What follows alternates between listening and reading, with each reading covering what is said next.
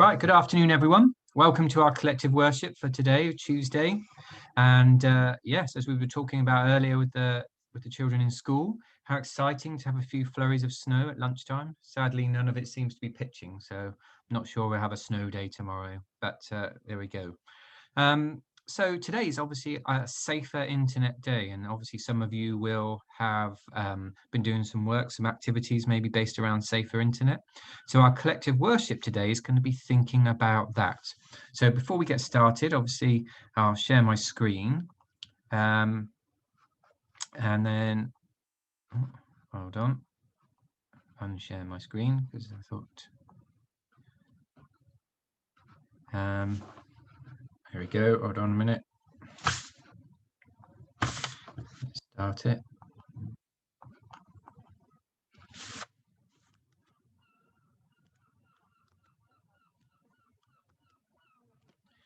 Okay, right. So hopefully you can see my presentation now. If not, stop sharing. Let's try again. There we go. Right. A few technical problems. So yes, as we always do, we start our collective worship with the lighting of the 3 candles. So we light these candles in the name of God the Father, God the Son, and God the Holy Spirit.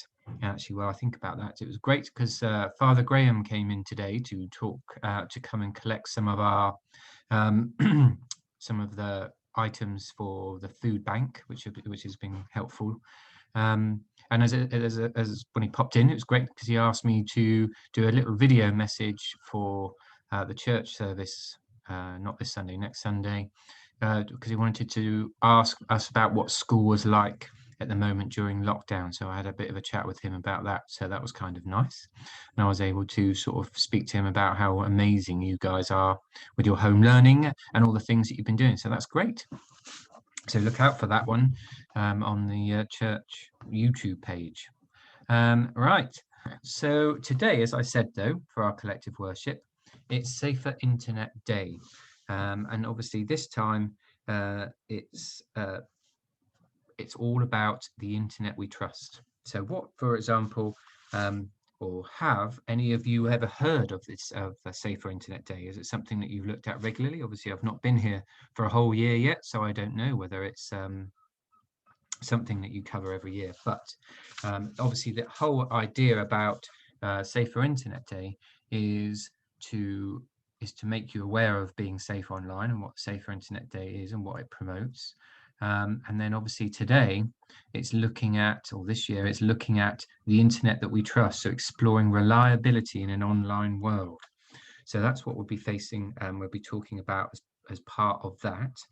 And also talking about your online identity and how to keep yourself online. So I know lots of you do lots of this as part of your work, and also lots of you look into this to make sure with all the games that you play, whether it be Among Us, whether it be sort of the Roblox murder mystery or whatever it may be, all of those games that you're playing, you're doing things to keep yourself safe online, and also what to do if you aren't. You know, if something is untoward or you don't know, you're uncomfortable. So what we'll start with really is thinking about some of the words that are relating to this idea of the internet and being safe. So obviously we know what the internet is, we know what emails are, sources of information, avatars. Lots of the games that you play, like I talked about Roblox earlier, talks about creating avatars for yourselves. Games like that and Roblox and things like that, you are able to message and talk to children, to other people. Obviously, we have lots of other messaging platforms as well. Emails, obviously, particularly adults, we tend to use emails a lot. Online, what that means is being on the internet. Apps are the programs that you kind of use, and obviously lots of those apps are free, but as a result you get adverts that pop up and trying to entice you to look into and buy different things. So these are all sorts of words that you'll come across when it comes to using the internet. So what is Safer Internet Day then?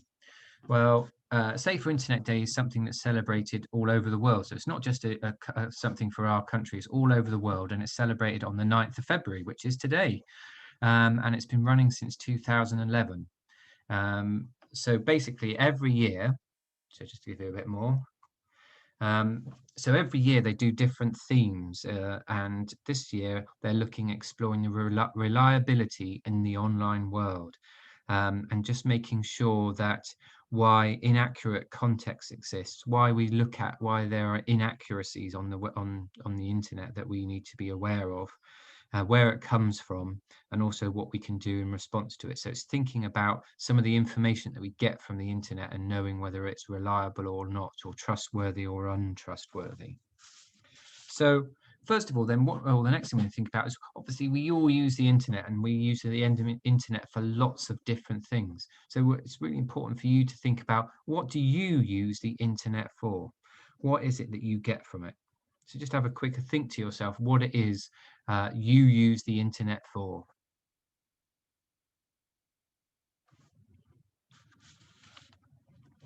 So obviously we know that the internet's an amazing place, and it's got loads of things on there that we can use to help support us. And also it gives us entertainment and allows us to communicate and learn things. Now, obviously we do lots of different things with the internet at the moment. Now, most of us can access the internet, but it allows us to communicate with our friends. At the moment, it's more important than ever. We're using things like Zoom to contact and talk to other people. Our teachers are using Google Meets as a way of contacting and recording lessons. All your learning is online. So we're using the internet for everything at the moment when it comes to that. Our connection with our family and our friends, we're using it. For our learning, we're using it to communicate with lots of other people as well. And also, generally, when we're having a bit of downtime, you'll be using it to play games.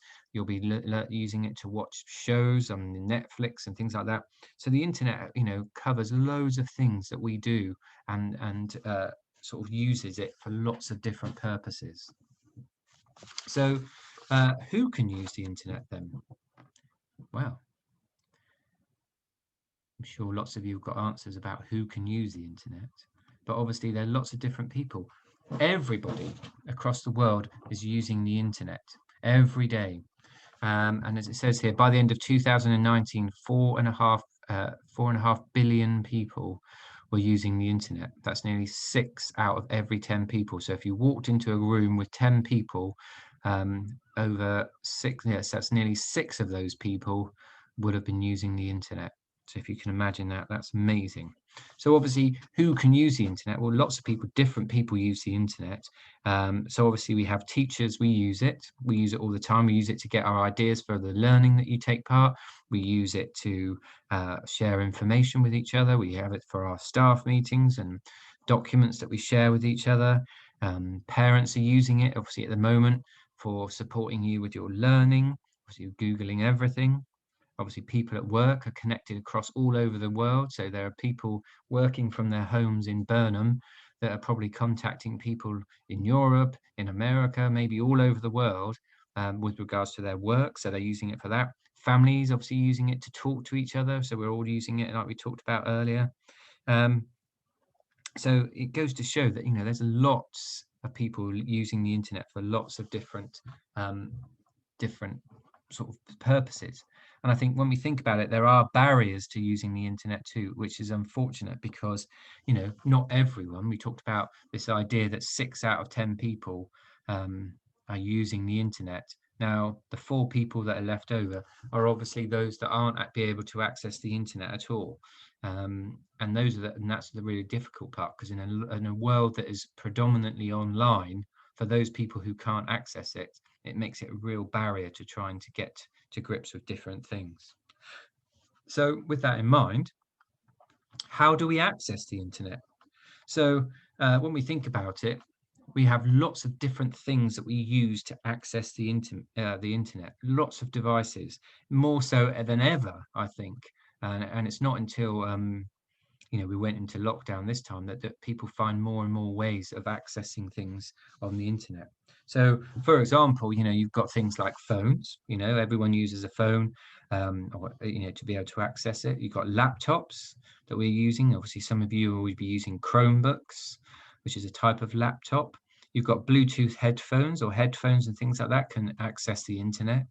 Obviously our sat navs, satellite navigations for our cars are all doing it. Televisions now are also able to connect to the internet. Our cars, some of them have Wi-Fi and are able to connect to the internet. And our games consoles and things like that, as well as things like Kindles. And one of the other things that I was talking to, I think I was talking to James about it this morning, was Oculus. You know, you got these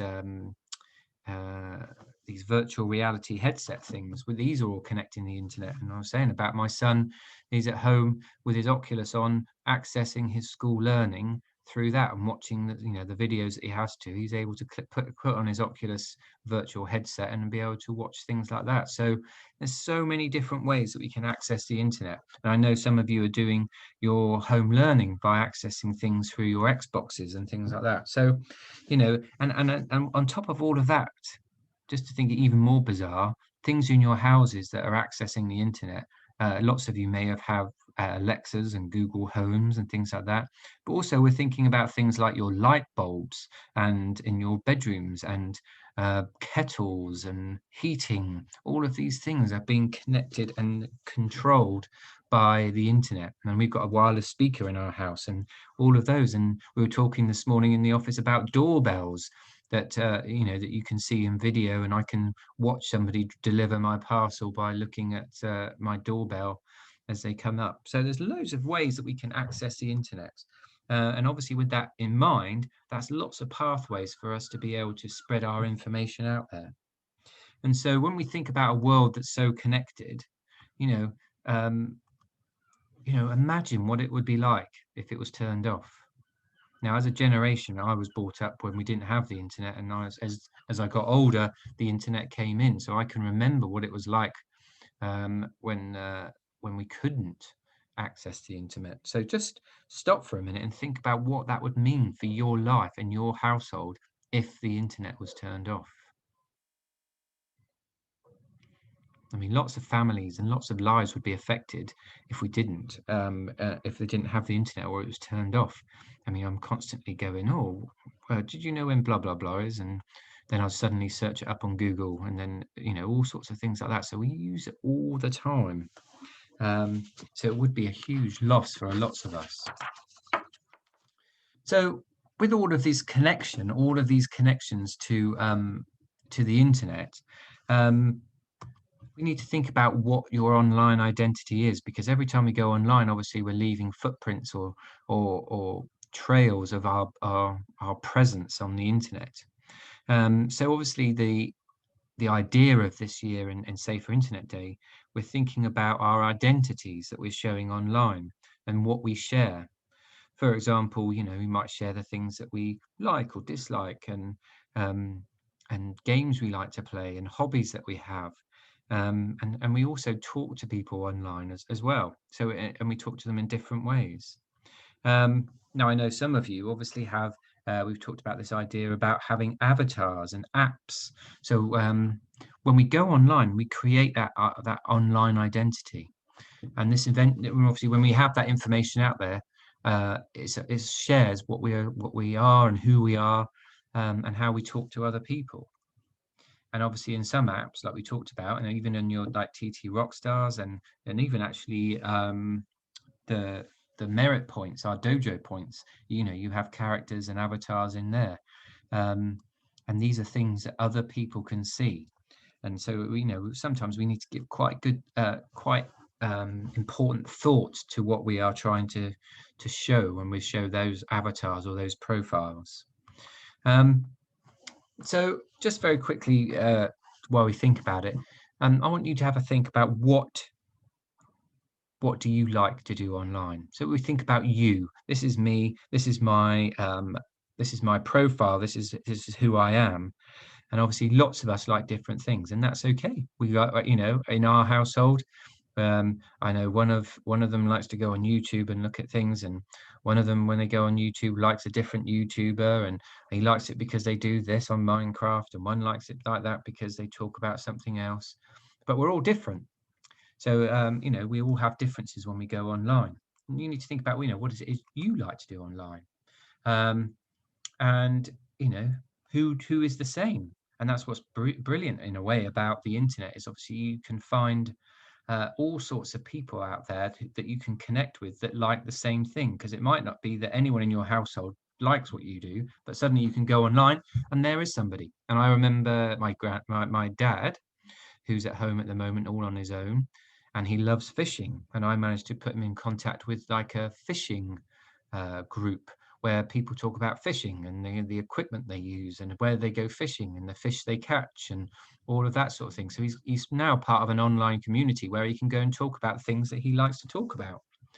Um, and obviously it's okay that we're all different and we all like different things. And obviously it's important that we respect that other people may like that. So with that in mind, we could try and think about what it is. Obviously, it's obviously an amazing thing that we have already, but what could you do to make the internet better? So have a think about that just for a second. What is it that you can do that would make the internet a better place to be? So it could be that you have nicer or safer rooms, safer chat rooms where people can't get in, or there's better vetting of people who are signing up to things, or it could be that you would like to have um, safer processes to log in and register, so you don't have the same sorts of people. So there's lots of things that we can try and think about doing to make sure we keep safe online. So obviously we talked about the theme this year was about an internet that we trust. And obviously sometimes we need to make sure that the information is that we go and look at, because lots of people are looking at all over the place, particularly at the moment when you think about COVID and the state of the world. There's lots of information that's conflicting on the internet, and obviously we need to think about how reliable that information is and how trustworthy we think it is. So for example, obviously in newspapers and things like that, we look at these bits of information to try and separate what's right and what's wrong, and we need to be able to do that with the internet. And how can we do, or what can we do to trust, so we know that we can trust that something is safe, or something is true that's online? Is it fake news or is it real news? So sorts of things that we can do to investigate. So you can ask yourself who wrote it. So you can look at the publisher and think and maybe research whether or not it's somebody from a trustworthy source. And also you can think about why it was written. What is the reason it was written? Was it trying to make you think a different way, or was it trying to help influence something? Support your fake. So if it's fake news, you can be able to, sometimes you might have a friend that contacts you and said, did you see this? It's terrible. This is what's going to happen. The world is going to end tomorrow. And then you can support your friend by looking and thinking and talking about where those sources are coming from and are they true. And obviously, what's really good is making sure that you're only sharing those things that you've checked are true. And sometimes this can be from even messages that you've been receiving from people. It's making sure that, is that true? Is that right? Before I share it, before you share it with someone, is that a true fact? Is it something that needs to be shared? Because that's really important as well, particularly when you talk about things that could upset or scare somebody. So bearing that in mind, there are ways that we can investigate the information that we read. So you can question what you see, you can check the sources online, and you can also look into books and check them. But what's really important is that you could do this, which is ask the adult or a trusted adult for help to say, this is the information I've got. I'm not 100% sure it's true. What can I do to make sure? And they can obviously help you to make sure that information is true and worth using or publishing or sharing with somebody. So we're nearly at the end of our assembly, but one of the things I want to do is just stop and give you a couple of different scenarios to think about why it's important that we check and we know that information that we share online is true. So if you were scrolling the internet and you see an advert that pops up saying that you have won a prize, now this is quite a popular one that happens quite a lot. You can think about, well, what do you think you would do in that situation? Sometimes it can be very tempting. If you're scrolling on social media and something says, oh, click on this and you're going to win a new car or win a holiday or something like that. it's very tempting to click on it and find out. And obviously what you should be doing is not click on the advert. And what you might want to do is just show an adult and talk to them, and give them so they can help you to remove it so it doesn't keep popping up.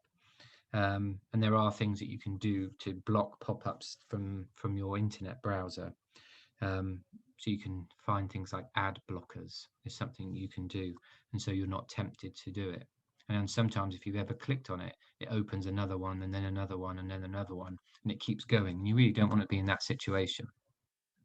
So the next one is, you saw a video link to a truly amazing new football trick. So what would you do?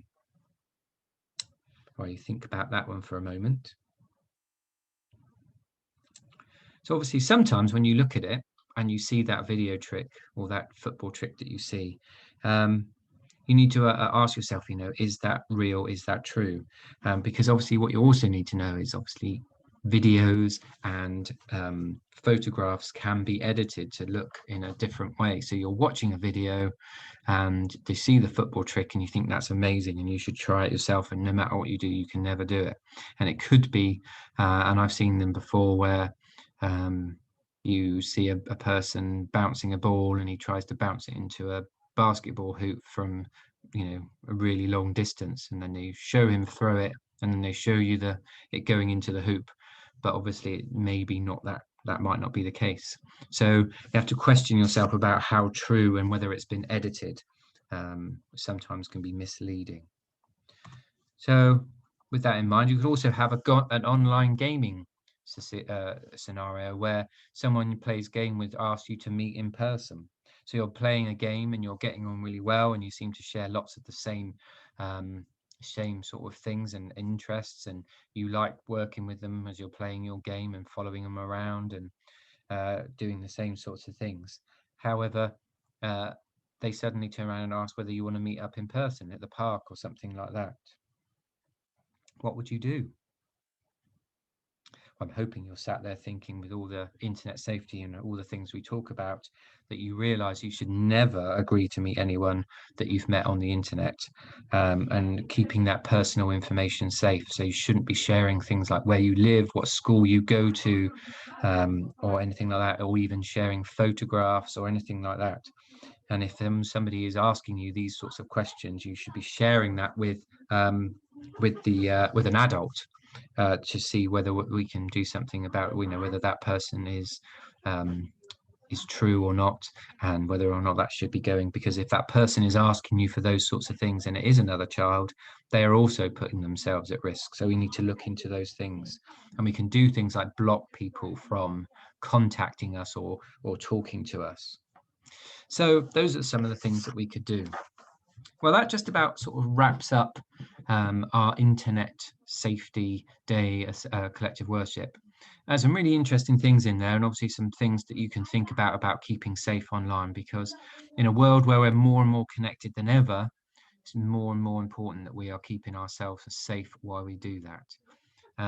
So obviously we talked about this idea that we need to trust the internet that we trust. So question what you've read. Is it true? Check what it is it right? And ask if you're not really sure, because we can answer those questions for you. So what I want you to do really before we go away from our collective worship today is think about what you will do differently next time when you go online. Is there some behavior that you would have that you would change when it comes to being online? Okay, right.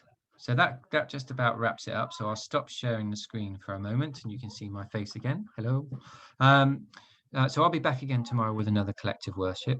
Some really important things to take away from that. Enjoy the rest of your afternoon, and obviously if you're online, stay safe, and think about those things that we've talked about. So take care from now, and we shall see you tomorrow with an exciting kind of collective worship, because we're thinking about something that's coming up, something that I really enjoy. So we'll talk about that tomorrow. So take care, everyone. I'll see you tomorrow, and thank you for listening. Bye, everyone.